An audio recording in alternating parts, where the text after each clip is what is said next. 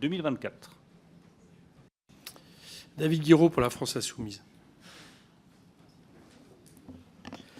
Monsieur le ministre démissionnaire de l'économie, monsieur le ministre démissionnaire des comptes publics et collègues députés, puisque vous êtes député et ministre, vu que c'est la cour des miracles en ce moment, vous venez ce soir nous présenter les effets de 7 ans de macronisme et de votre bonne gestion des finances, à savoir un déficit record de 150 milliards d'euros en 2023 et un déficit prévu pour 2024 à moins 5,6%. On nous avait vendu un duo de pro des finances. Au final, on se retrouve avec le palmage chaud. Si la situation n'était pas aussi dramatique qu'on pourrait en rire, pas de bol, elle l'est pour les Français, pour nos services publics, puisque vous avez déjà prévu 10 milliards d'euros d'annulation de crédit dans le budget en février dernier, sans passer par un vote à l'Assemblée, évidemment, sinon c'est pas drôle.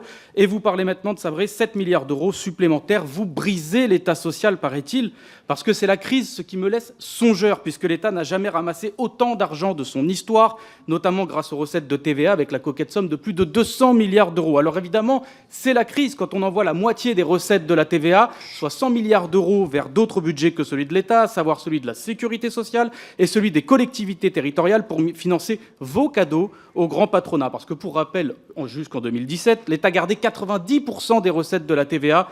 Aujourd'hui, il ne conserve plus que 45% des recettes de TVA, moitié moins. Voilà où se situe précisément le déficit. En quittant vos fonctions, vous réaliserez peut-être que quand vous balancez les billets par la fenêtre, effectivement, il retombe rarement sur votre bureau. Et le pire, c'est que maintenant, vous avez le culot de nous dire que si on est en déficit, c'est à cause des collectivités locales qui, elles, contrairement à vous, sont obligées par la loi de présenter des budgets à l'équilibre et qui doivent prendre sur leur épargne pour éponger les effets de vos politiques, notamment votre bilan désastreux sur le logement qui les touche gravement. Messieurs les ministres, conseil, quand vous accusez et quand vous voulez flinguer le budget des collectivités, on évite de laisser sa photo sur la scène de crime avant de les accuser.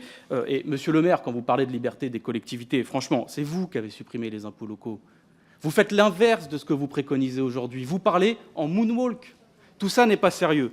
Puisque vous supprimez les impôts les plus redistributifs et que vous vous concentrez sur l'impôt le plus injuste, la TVA pour les Français, une question simple me vient. Est-ce que vous allez préconiser, comme un récent rapport de l'Inspection générale des finances, d'augmenter la TVA, monsieur Michel Barnier, le nouveau Premier ministre d'Emmanuel Macron et de Marine Le Pen?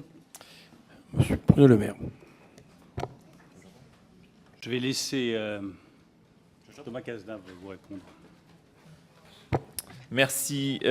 Peut-être pour repréciser les choses, parce qu'il y a quand même beaucoup de contre-vérités dans votre intervention, et peut-être la plus grosse, assez énorme d'ailleurs, d'expliquer que si la part de la TVA qui aujourd'hui part dans les caisses de l'État est passée de 80 ou 90% dédiée à 50%, c'est que nous aurions fait des cadeaux fiscaux.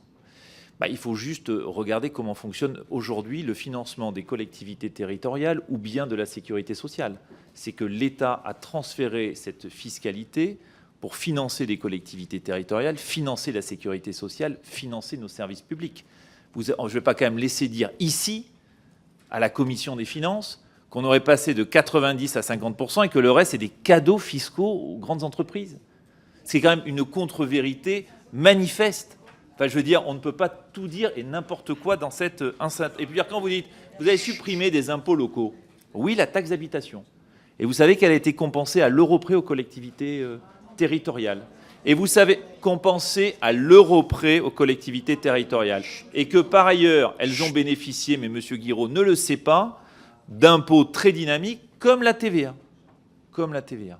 Donc c'est ça la réalité. Et si on peut avoir, avec les collectivités, un débat apaisé comme on l'a eu dans le Haut Conseil aux finances publiques locales, en disant on ne vous accuse pas de mauvaise gestion, mais on ne redressera pas les finances publiques si tout le monde ne fait pas un effort, et vous devez avec nous faire des efforts pour réduire le déficit public, alors on aura beaucoup de mal à faire face effectivement au défi qui est devant nous. Merci. Philippe Brun.